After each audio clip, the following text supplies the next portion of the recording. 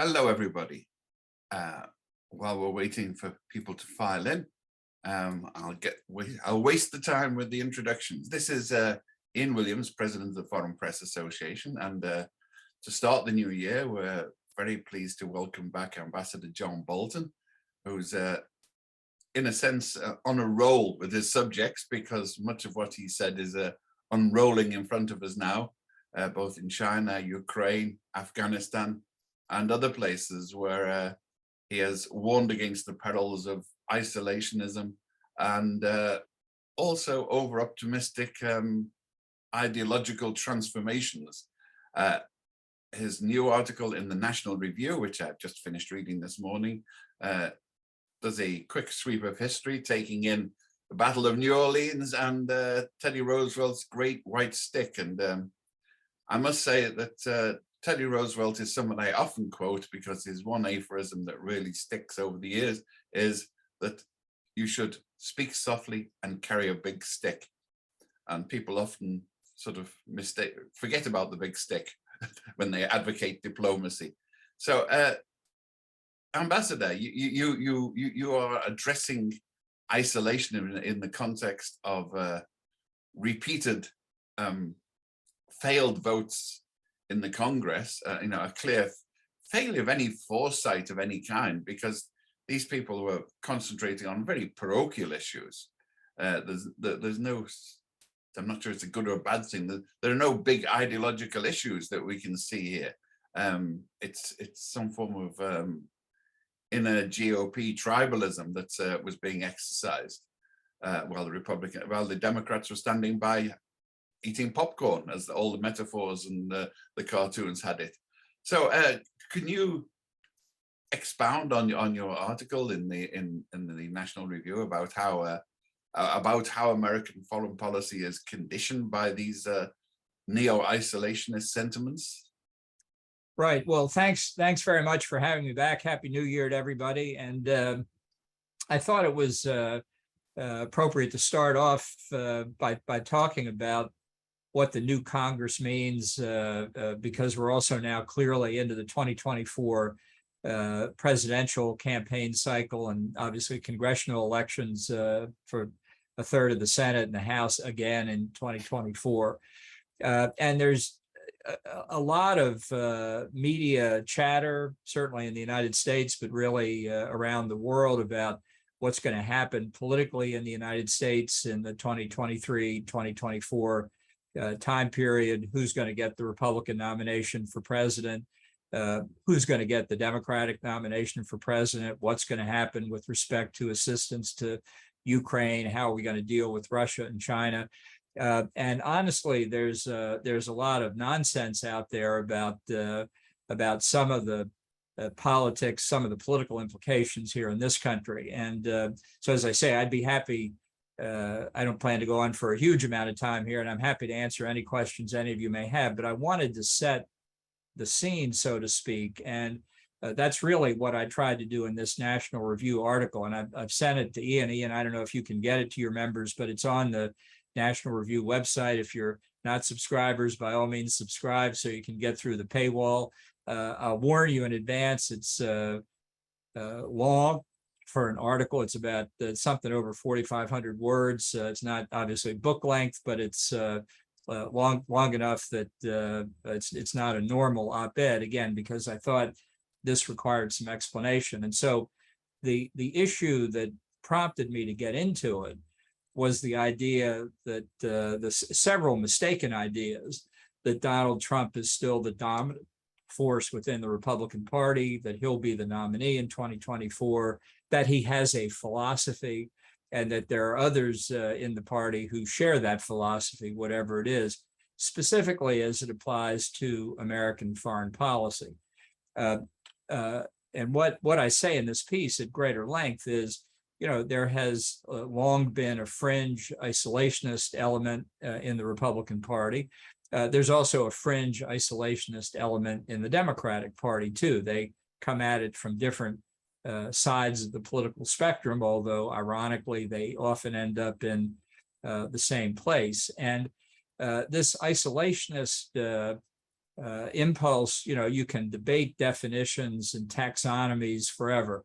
Well, this guy's an isolationist, but this one isn't. I don't really find that a very profitable enterprise. I think the core isolationist impulse, certainly among conservatives, but on the left as well, is the rest of the world doesn't matter. It only matters what happens in the United States. And that's where we should have our focus, and for different reasons, not worry about the rest of the world. The left thinks the United Nations will take care of the rest of the world. The right doesn't really, the isolationists on the right don't really care who takes care of the rest of the world. But I think the isolationist notion itself rests on a fundamental fallacy, and that is a history, a narrative that, again, ironically, the left and the right join on, is that for well over a century, America existed in a perfect world protected by two broad oceans. We sat by our fireside knitting. We didn't much care about the rest of the world until first St. Woodrow Wilson, followed by St. Franklin Roosevelt, pulled us kicking and screaming into internationalism in the 20th century, from which the isolationists are now trying to retreat. This is a fundamentally misconceived view of American history. It may be disappointing to some Europeans, but my perspective is that the United States, from its inception, has been pushing itself into the outside world, in some cases, whether the outside world was interested in it or not. In fact, after the Treaty of Versailles in 1783 confirmed our independence, the financier of the American Revolution and others put together a ship launched in 1783 called the Empress of China, which sailed in early 1784 for China, making its first appearance as an American vessel there. We fought a quasi-war, as it was called, with France, a naval war in the late 1790s against French privateers. We, the United States, fought the Barbary pirates in North Africa from 1801 forward because the Europeans wouldn't do it. They preferred to pay tribute and ransom. We didn't accept that. That's where our slogan, "Millions for defense, but not 1 cent for tribute," comes from. But from our earliest days, we were fighting in North Africa. That's where the line in the Marines hymn, "From the halls of Montezuma to the shores of Tripoli," 1801. Beyond that, we purchased Louisiana from the French in 1803, doubling the size of the country there. We fought the War of 1812, as Ian referenced, confirming our independence and defeating the British, although it was after the peace treaty, but obliterating essentially the British Army at the Battle of New Orleans. We then fought the Mexican War to get the southwestern United States, split the northwestern part of the continent with Britain to finalize the northern boundary, bought several 100,000 acres just to put a railroad through in the Gadsden Purchase of 1853. We paused to fight a civil war in this country, but we didn't slow down. In 1867, Seward's Icebox, Alaska, we purchased from Russia for a pittance, and not a bad thing to have done if you consider the later Cold War period during the 20th century. Then we had an enormous period of industrialization that expanded our trade all over the world. In the meantime, the United States had a Pacific squadron in the early 1800s. Even though we had no states on the Pacific Ocean, we fought a battle in Sumatra in Indonesia in 1830. We had South Atlantic squadrons. We were really all over the world, including in the days of Henry Cabot Lodge and his early incarnation in the Senate, taking Hawaii to make sure the British didn't get it, to set up a system of continental defense. In 1898, we fought the Spanish Empire, what was left of it, defeated them in Cuba, took Guam, the Philippines, Puerto Rico, and Cuba for a time. All of this before Woodrow Wilson was doing anything other than lecturing to students at Princeton University. And that really, it's the Lodge, Theodore Roosevelt view of the world versus the Wilsonian view of the world that I think really sets the tune for Republican and conservative foreign policy. Woodrow Wilson, the originator, at least the most prominent figure in the doctrine of liberal internationalism, another bumper sticker I don't like very much, but it was Woodrow Wilson who said, we're fighting World War I to make the world safe for democracy. Well, Theodore Roosevelt had an answer to that. He said, first, we are to make the world safe for ourselves. He said, this is America's war, and if we don't fight it now, we'll have to fight it later. So I go through this, I call it a Calvin Coolidge length history of the United States, because I think the whole notion that we were a stay-at-home, knit by the fire, isolationist people who couldn't be troubled with the rest of the world, we weren't troubled by the rest of the world. We were troubling them and doing very well. Thank you very much. So this debate has enormous roots in American history. And the isolationists of today, I think, certainly on the Republican side, don't appreciate this history. They don't understand what it means to do strategic analysis. They don't spend any time on it. Their arguments are simplistic. They say, well, we're not controlling the southern border. Why should we worry about the border with Ukraine? As if a failure to handle one policy challenge, the southern border, excuses failing to deal with another foreign policy challenge, the unprovoked Russian aggression against Ukraine. They say, what we're spending all that money overseas when we could spend it at home. For Republicans, that's really ironic because we don't want to spend so much of it at home either. This is a question of priorities, and it's a question of a debate worth having. And I think you can see this is where the influence of Donald Trump has had an effect on the Republican Party, not in a principled way, but in a way of affecting people who are still trying to, I think, show loyalty to Trump, which is another irony, since his influence within the Republican Party is fading, I think fading ever more rapidly. I think politically speaking, he's in terminal decline at this point, will not be the nominee of the party in 2024. But this isolationist issue is something I think we should talk about, should debate in the 2024 nomination process. And I'll just tick through a bunch of issues very quickly. And again, happy to address any of them at greater length for those who would be interested. But the greatest example of the failure of Trumpian isolationism is the decision that the Biden administration carried through on to withdraw from Afghanistan and to have NATO withdraw as well. Suffering enormous setbacks in our ability to monitor terrorist activity in Afghanistan, nuclear programs on either side in Pakistan and Iran, opening that part of Central Asia to Chinese and Russian penetration, since any vacuum we create, somebody else is going to fill, providing, again, safe haven for terrorists to come into Afghanistan. And by the way, subjecting the population of Afghanistan to the return of the theological tyranny that the Taliban represents.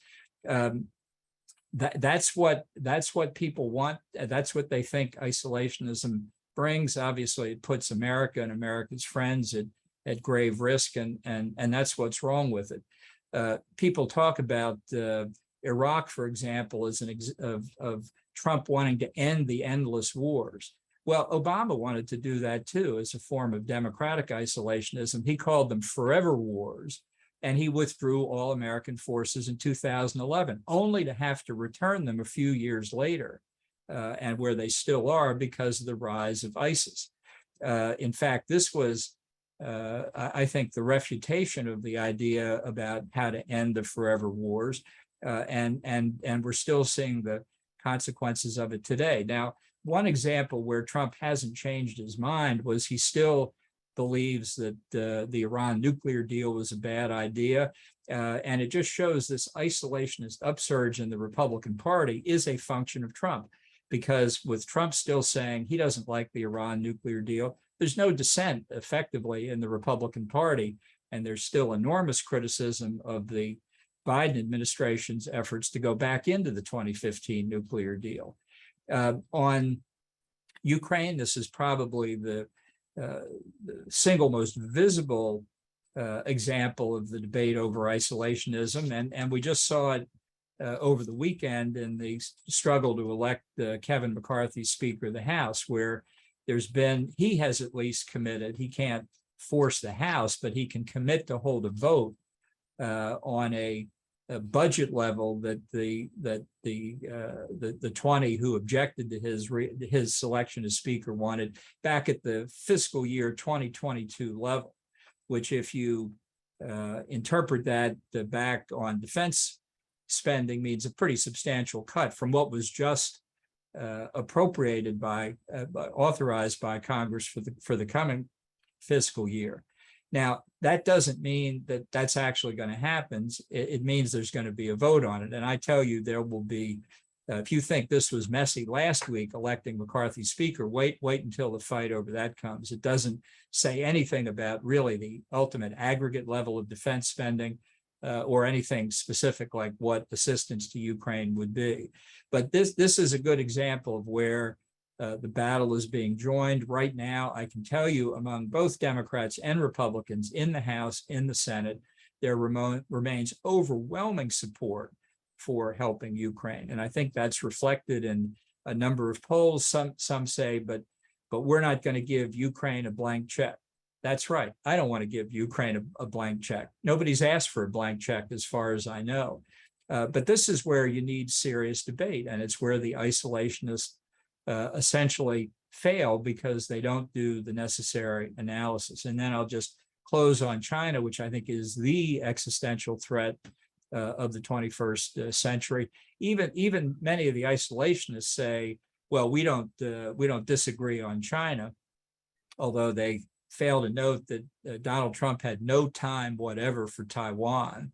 And I do worry a little bit that some of the isolationists are saying, yeah, China is a serious threat, which they'll say right up until we have to do something about it, which in fact we do. Japanese Prime Minister Kishida is visiting Washington. He'll be here on Friday to meet with President Biden. That was the subject of an op-ed I had in the New York Post today, which I would also encourage you to read. Maybe Ian can send that around too. But there are a number of issues involving what to do with the Asian Quad. We've seen the Japanese not waiting for the United States to exercise a little leadership. A few weeks ago, the Kishida government announced a doubling of Japan's defense budget over the next 5 years. Actually, it'll be more than doubling, but taking it from 1% to 2% of gross domestic product, which of course is coincidentally the NATO target, which will mean more than doubling in actual expenditures, presuming Japan's GDP increases in the next 5 years, which they certainly hope it will. But if they succeed, if they fulfill that commitment in 5 years, that will make Japan's military the third biggest in the world after only the United States and China. That's not a country that thinks peace and sweetness have broken out in East Asia, that's for sure. So there's a lot to discuss about how to deal with the Chinese threat, which really is whole of society. It's not just a military threat. It's not just a political threat. It is an economic threat. And I'd have to say, having watched this, the development of Chinese strategy for a long time, I've revised my own thinking about the nature of what the threat is. I believed back in the 1990s that Deng Xiaoping and the reformers really had cast Marxism aside as a governing philosophy, that they were certainly still authoritarians. But you had Deng Xiaoping saying, it doesn't matter whether a cat is black or white as long as it catches mice, and it's glorious to be rich, and capitalists can join the Communist Party. I thought the ideology was simply a kind of formalism, a screen to be able to say we haven't really changed our minds, despite the fact we've abandoned Marxist economic principles for more free market-oriented principles. I think if you look at the past 3 or 4 years, in particular at Xi Jinping and his activities, his effort to elevate himself to be the equivalent of Mao Zedong, to have Xi Jinping thought equivalent to Mao Zedong thought, which is equivalent to Marx and Lenin in the Chinese lexicon. And the way they talk about the ideology, the re-centralization of political and economic power, which they're engaged in now under Xi Jinping, all leads me to conclude, really, they still believe in this ideology. It's evolved over the past 30 years, that's for sure. But it's not just some Chinese version of authoritarianism. It is Chinese Marxism, or Marxism with Chinese characteristics. And that sense of ideology, I think, is something that we need to take into account. And all of those along China's Indo-Pacific periphery need to take into account too.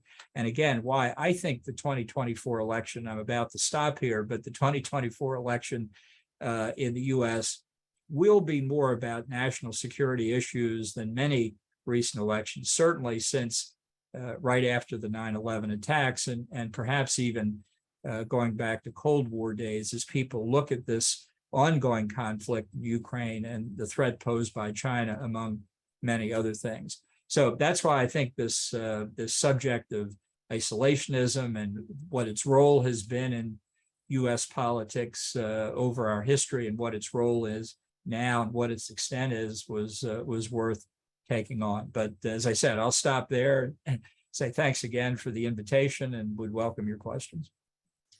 Well, with the sort of refreshing broad brushstrokes that you're producing, there are particular causes and questions where it comes. And one of the issues that's been in the undergrowth and in both Kiev and Washington is just what form of aid is there, because friends of Ukraine point out that the Russians can pour missiles and weaponry in from the whole of the Eurasian landmass, whereas the weapons that are being supplied to the Ukrainian forces have a very limited range. So the Russians are not really paying a price. They can sort of, they have Ukraine besieged, and they can pound the Ukrainians, disable, as we've seen, their power supply, try to demoralize the citizenry. And I see there's no even pretense of winning hearts and minds. Winning hearts and minds does not mean raining scuds down on civilians in cities as a general rule. So Putin's not even pretending that, but except for domestic consumption. So are there concrete measures that you think the Biden administration has failed to, in terms of weaponry that they felt inhibited about providing to the Ukrainians for fear of provocation? Case, I mean, provoking Putin seems a bit. Well, it's what type of concept is that? How much more can you provoke him? Yeah. Well, let's be clear. He's the one who's provoked us. He invaded Ukraine. It didn't happen the other way around. And I think this is part of the confusion in the Biden administration's mindset. There's been a lot of self-congratulation, a lot of patting ourselves and NATO members on the back.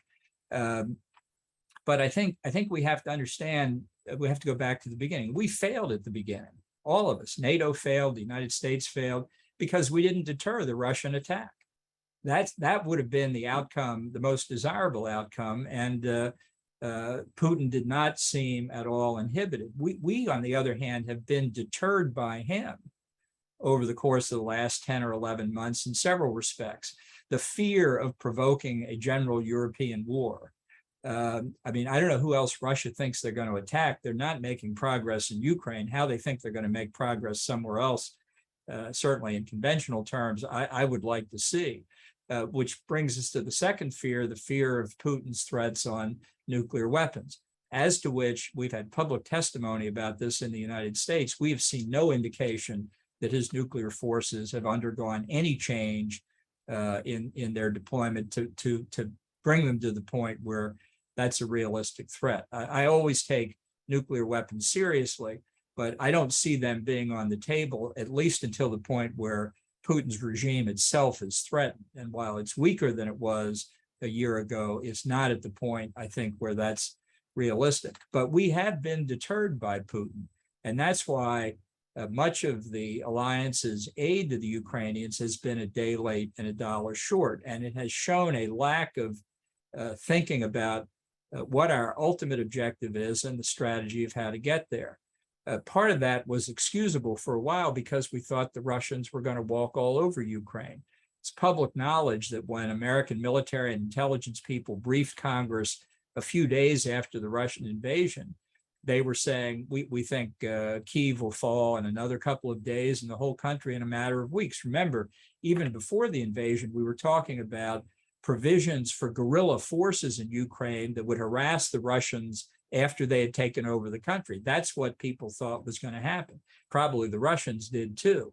And when it turned out it didn't, and the provision of intelligence and weapons to the Ukrainians and their own fighting spirit and capabilities stalemated the Russians, we didn't move from the fear of losing entirely to developing a strategy of what we define as victory and how to win. So when we talk about, well, we should give ATACMS, having argued about whether we should give them HIMARS and argued about how many javelins we were going to give them and argued about whether they should get Polish MiG planes, all of these debates are consequential, but they have to be in aid of a strategy to make sense. And there's still no NATO strategy, with all due respect. I will say one unforeseen, at least by me, but potentially enormously significant consequence was the decision by Finland and Sweden to abandon their neutrality and join NATO. I think that's a huge win for the West, a huge loss for Russia.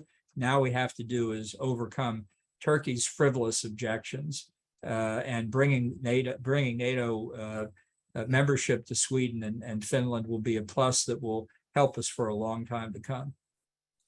Well, sort of in the muddy side bywaters of the conflict, some of us were sweating a bit at the conflict in Kosovo, which almost certainly had Russian fingerprints on it. But somebody pulled, but it looks like the regime in Belgrade, the government in Belgrade, decided that they wouldn't play the Russian patsies, despite the pressure from the Serb nationalists in Mitrovica. How serious a threat was that? Because, of course, you know, Sarajevo is in the same region, and we all remember the consequences from 1914, or we should remember the consequences from 1914. Yeah, well, I don't think we should let the war in Ukraine, as important as it is, distract us from Russian interference in the Balkans. They haven't changed in 100 years, and if not before.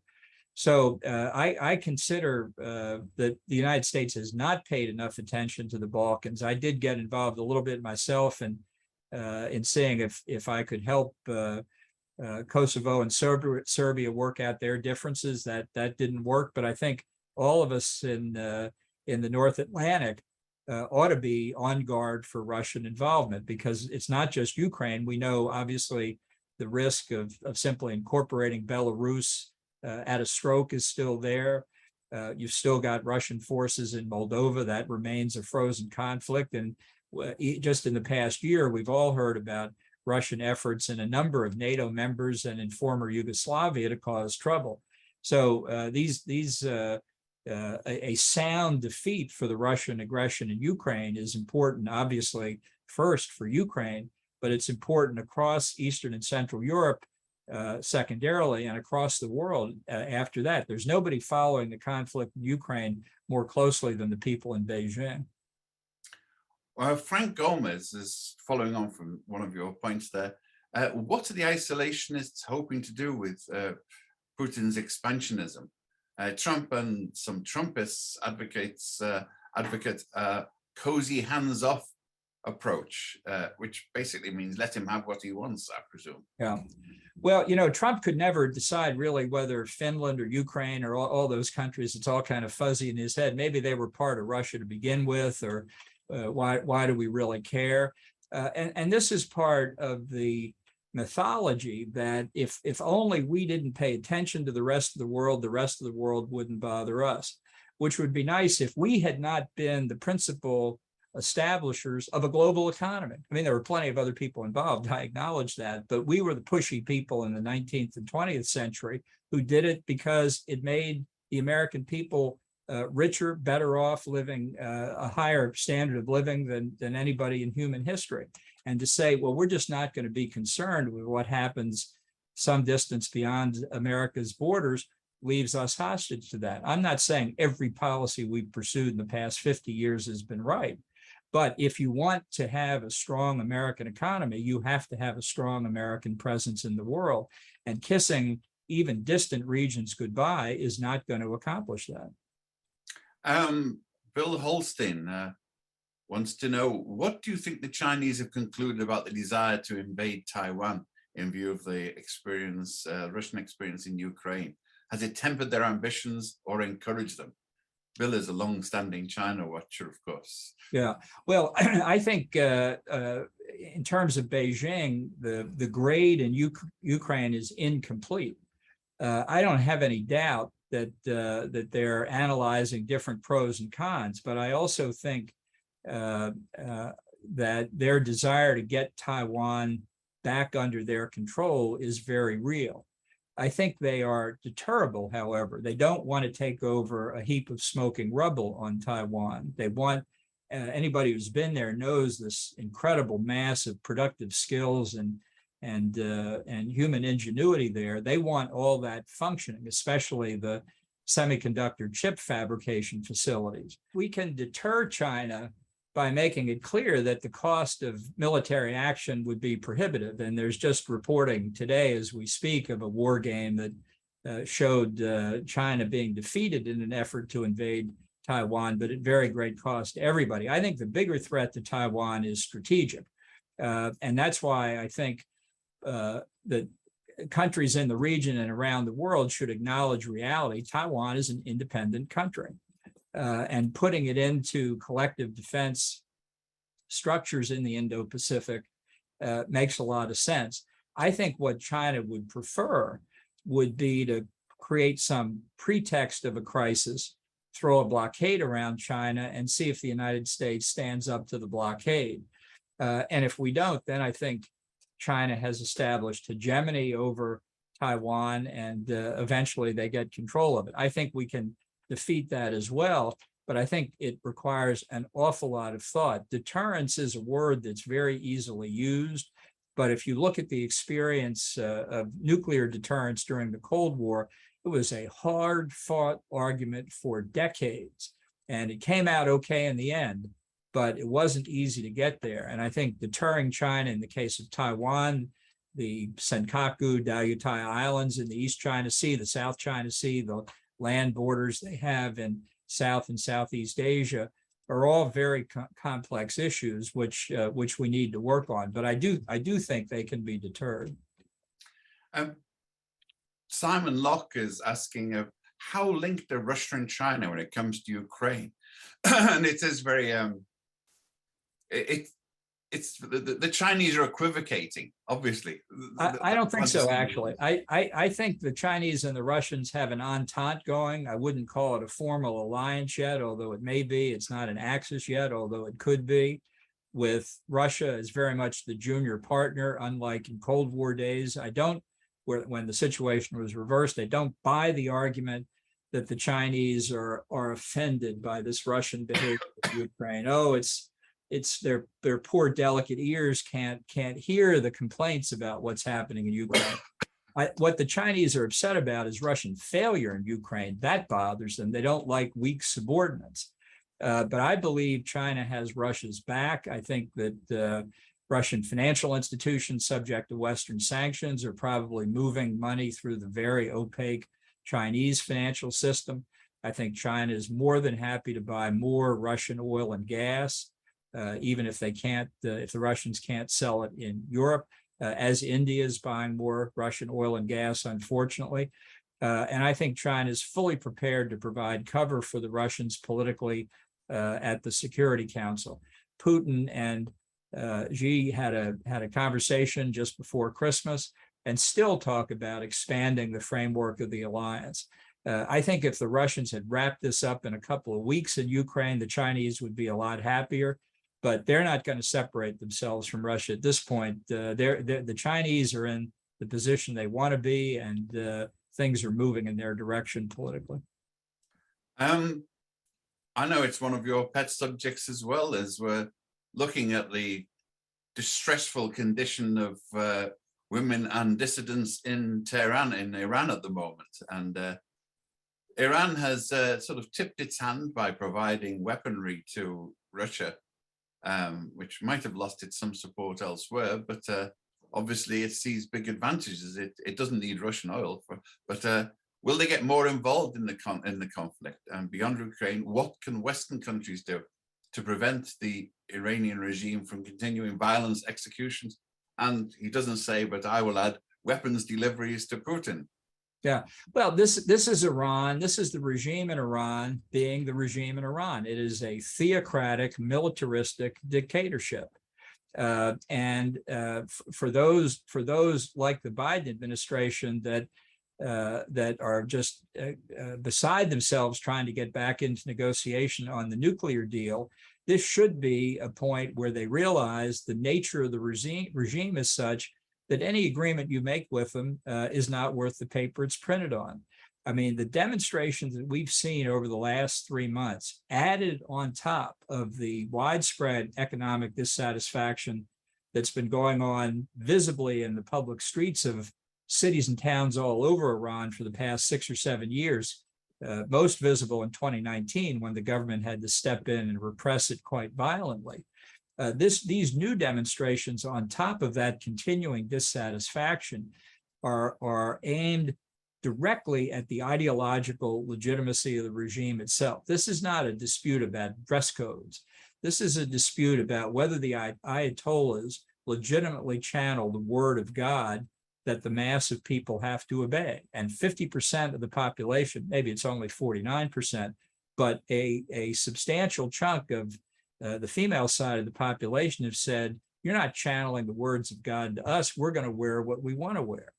And as I say, it's not a dress code dispute. Once you break that lock on God's wisdom, then people can actually have opinions. That the justification for no democracy in Iran is, we know the word of God. How can you debate that? And the answer is, once they decide they can debate it, everything's on the table. So how do we end the Russian Iran axis, the Iranian aid to the Russians, all of their collaboration? The answer is clear: overthrow the regime in Iran, help the opposition, find out what they need. Is it communications devices? Is it ways to break through Iranian interference with their access to the internet, their communication with the Iranian diaspora? Do they just need resources? What do they need? How can we be of help? The amazing thing about these demonstrations is there's no central coordination, there's no command and control. They happened across Iran effectively spontaneously. That's the good news. The bad news is they happen spontaneously and there's no central command and control. The regime has a monopoly of force at the moment, and the opposition needs help in overcoming that. Now, there's one thing about these protests that economic dissatisfaction doesn't have. Every general in the Iranian military and every general and every officer in the Revolutionary Guards has a mother. A lot of them, maybe almost all of them, have wives. A lot of them have sisters, and a lot of them have daughters. And you can bet what they hear at home at night from all the female side of their family. That's why this is a direct threat to the regime. I'm not going to predict that the regime will fall in the next 30 days. No, nobody knows. And their propensity to use force, even against women and young people, should not be underestimated. But I think the regime in Tehran is under greater threat today than at any point since 1979. Yeah, certainly the lack of popular legitimacy, which they did have in the past to some extent, is that's not my view, but that's all right. Well, it's a case of my enemy's enemy. The people who revolted against the Shah ended up with the Ayatollahs, and it's always a problem when you work on my enemy's enemy as a principle, of course. How about Robert Papa's come back on Serbia? Well, you answered that. You saw Russian influence there, and when you were suggesting solutions in the Balkans, did you suggest land swaps there between the Albanian majority areas in Serbia and Mitrovica? Well, I wasn't suggesting it myself. They were talking about it, and it proved politically impossible, first in Kosovo and then later in Serbia. But Tony Blair came to see me about this. He said, look, we have at that time leaders who might be able to work this out. And my reaction is the same as Jim Baker's when he was Secretary of State, talking about the Arab as Israeli dispute, he said, we can't want peace more than the parties themselves. There's no solution we're going to impose on them. But if they work it out, we should accept it. Now, a lot of people don't like the idea of land swaps because it could destabilize other parts of the Balkans. The key point to bear in mind is that the land swaps they were talking about between Serbia and Kosovo were mutually agreed upon. As long as it's not imposed by force, mutually agreed land swaps can happen all the time. There was a long-standing dispute between Canada and Denmark over an island off the coast of Greenland, and they eventually worked it out. Amazing, and peace and stability. The key point about that island, Ambassador, was it was uninhabited. Well, you know, there are actually people in Mitrovica. There are people, Albanians who used to live there. But they can be taken care of. And if the parties themselves work it out, the Europeans didn't like this idea. I said we would support it, and I still think that's right. I was very pleased with the Danish Canadian Dayton. It really was two bold men arguing over an ice cube. So it didn't make much sense at all from the side of it. But two sensible parties can do it. But the parties involved aren't always sensible, as we've seen. And we were talking about the others. Getting back to China, they're revving up here.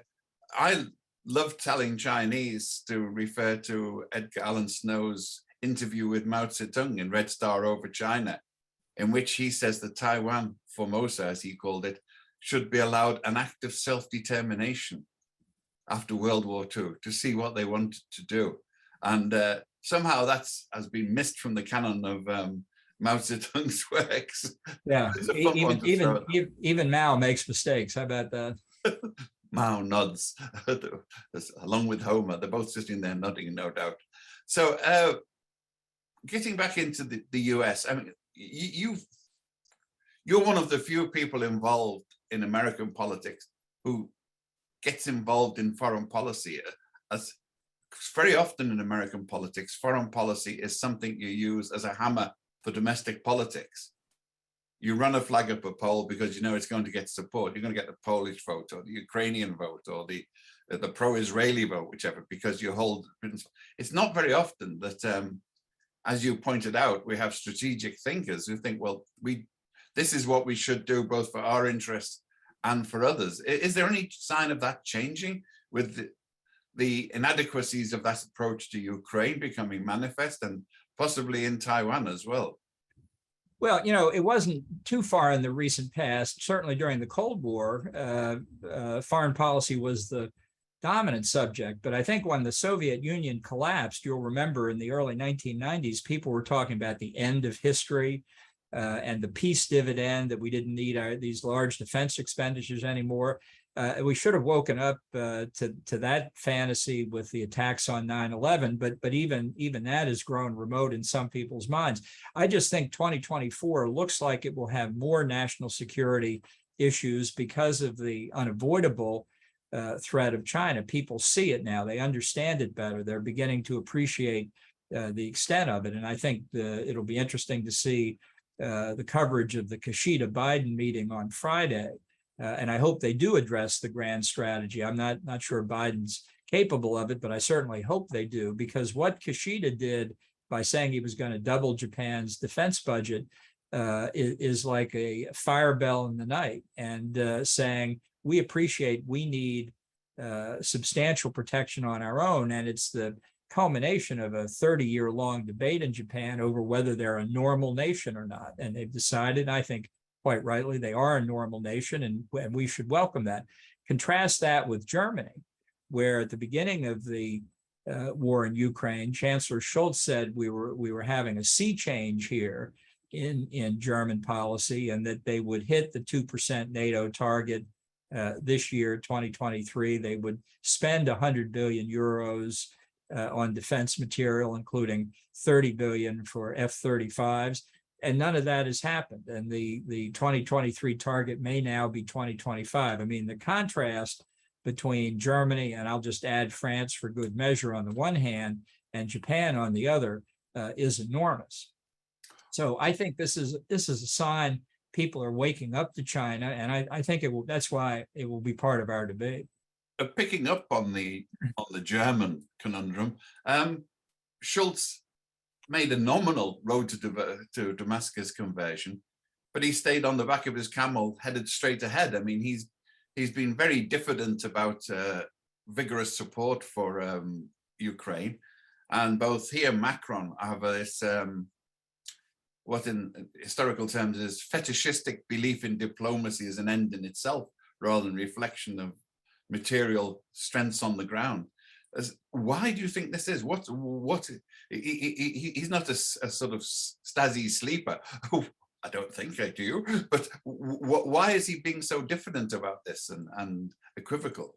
Well, I think it may have to do with politics within the Social Democratic Party. I mean, they have said they're going to send tanks to Ukraine.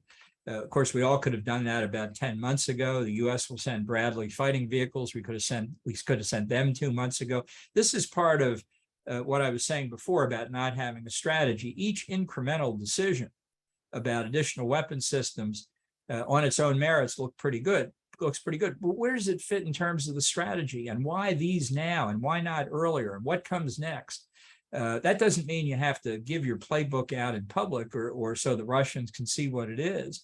But I think everybody would feel better if we understood what our objectives were, and at least in general terms, how to get there, which we don't see yet. And I think this is in the case of Germany, for example, their attitude toward China is also very important here. Do they see it as Japan and South Korea, increasingly in South Korea, Taiwan, Australia, India, the United States see it, or they just see China as a market? I mean, I think the pace is picking up here. I certainly hope Europe gets this point more broadly. I think the British are way ahead in that score than the Continentals. Well, I tend to think that Germany sees China as a commercial rival and possible partner, but rather than that they don't have the Far Eastern outlook that the China's neighbors might do. But how obviously Germany is crucial to events in the continent of Europe. If they might even have an influence on Hungary, for example. In Hungary, the government there has been completely maverick, as far as we can tell.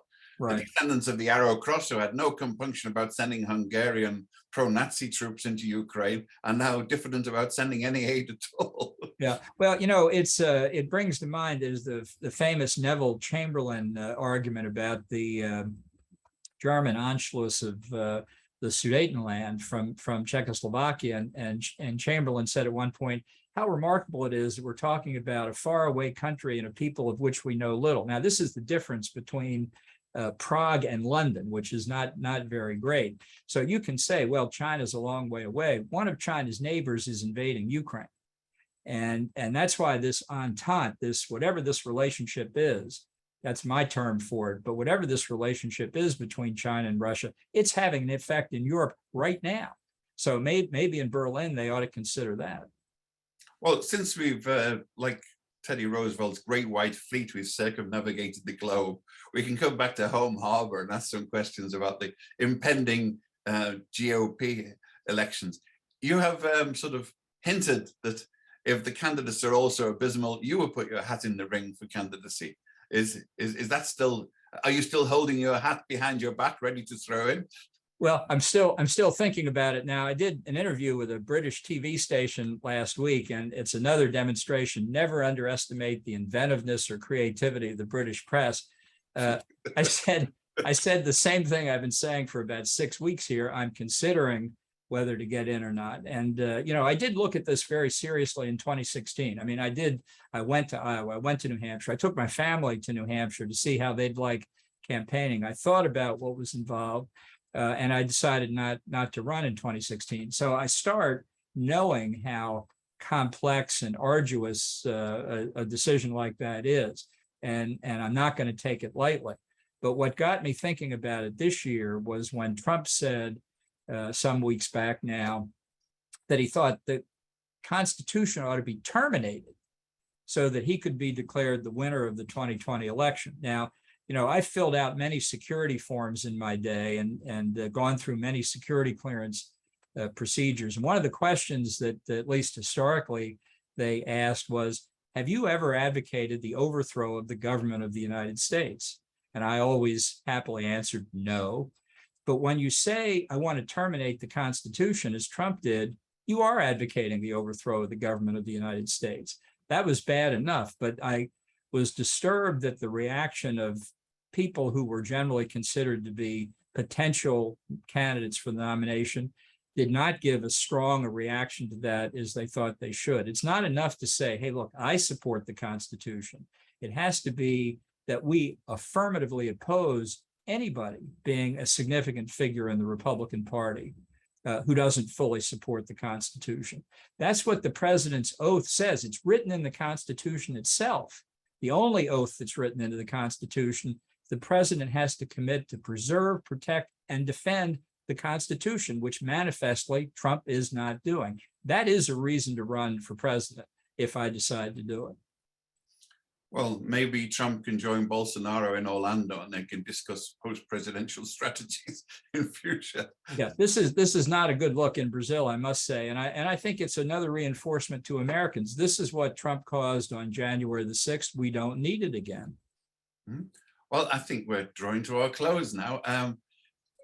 Everybody, thank you very much. This is the Foreign Press Association in New York with Ambassador John Bolton and his New Year resolutions on foreign policy. But thank you once again, Ambassador Bolton.